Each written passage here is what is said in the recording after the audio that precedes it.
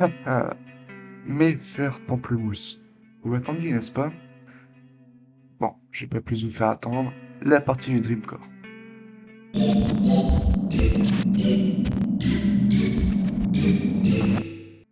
Donc déjà, commençons par une petite définition, et elle est où la définition? En fait, le terme Dreamcore ou Weirdcore n'a pas une définition à proprement parler. Donc on va établir une liste de ce qui peut rendre une image Dreamcore. Premièrement, la liminalité de l'image. C'est sûr qu'il doit y avoir personne sur la photo, à part peut-être des trucs, mais je vous en dis pas plus. Ensuite, le sentiment de rêve. Enfin, c'est un peu difficile à décrire. Un exemple sera mieux. Prenons cette image. Qu'est-ce qui nous fait penser à un rêve là-dedans? Est-ce ce ciel en nuages, cette herbe bien verte, la ressemblance absurde de ces maisons, qui sont d'ailleurs colorées avec des couleurs pastel? Cet endroit, c'est facilement ce qu'on pourrait voir dans un rêve agréable, non? C'est de ce sentiment dont je parlais. Prenons encore cette qu'est-ce que c'est que ça?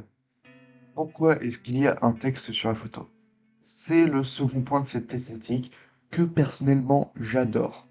Et au passage, on peut également remarquer ce petit trou noir, mais on y reviendra plus tard. Bref, comme je le disais, ce sont des textes tout à fait étranges et légèrement creepy. Il y a un secret à l'intérieur. Il répète ce que je dis, mais il n'y a personne ici. Le temps est gâché. À la fin, on mourra tous. Cette maison était un souvenir. Où est-elle passée? Nous sommes tous perdus à notre manière. Ce genre de textes qui font froid dans le dos. Après, j'ai été gentil. Là, je ne vous ai montré les images sans personne. Ah oui, je ne vous ai pas encore expliqué le concept de s'enfoncer dans un rêve, n'est-ce pas?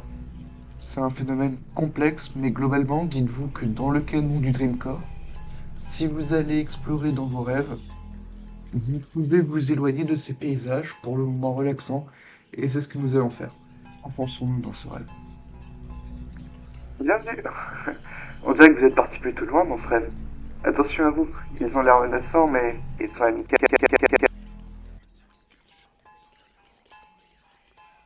Voici à quoi peuvent ressembler les espaces dans lesquels vous vous trouverez.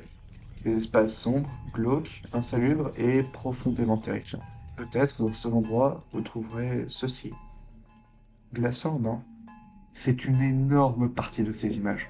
Les yeux volants, vous en trouverez partout désormais. C'est marrant, comme une chose qui paraît photoshopée par un débutant se retrouve si horrible. Ses yeux glacent le sang.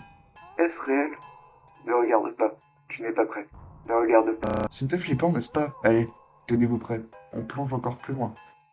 Wow! Malgré ça, vous en êtes sorti jusqu'ici? Mais maintenant, je vous prierai de repartir en arrière. À moins que vous vouliez vraiment attendre la fin. Bienvenue dans le rêve profond. Des choses horribles vous y attendent. Des créatures de plus en plus étranges, des endroits qui atomisent le cerveau à force de plus rien comprendre, des gens qui apparaissent sur l'image mais non reconnaissables. C'est dangereux ici. Sérieusement? Vous voulez aller plus loin? À ce niveau-là, vous finirez par atteindre la limite. Ce passage est mon préféré de tous. Cette ambiance est tout simplement incroyable. J'ai pas pu retrouver mon image préférée, mais croyez-moi, rien que ceci suffit pour vous foutre les boules. Toutes ces images ont désormais un sentiment très très obscur, mais en même temps nostalgique sur certaines. Bon, bah je pense qu'on a fini, non? Vous vous êtes enfoncé trop loin. Vous avez atteint la limite. Plus rien n'a de sens. Depuis combien de temps êtes-vous ici? Êtes-vous réel? Il n'y a plus rien ici, mis à part le vide et le néant absolu.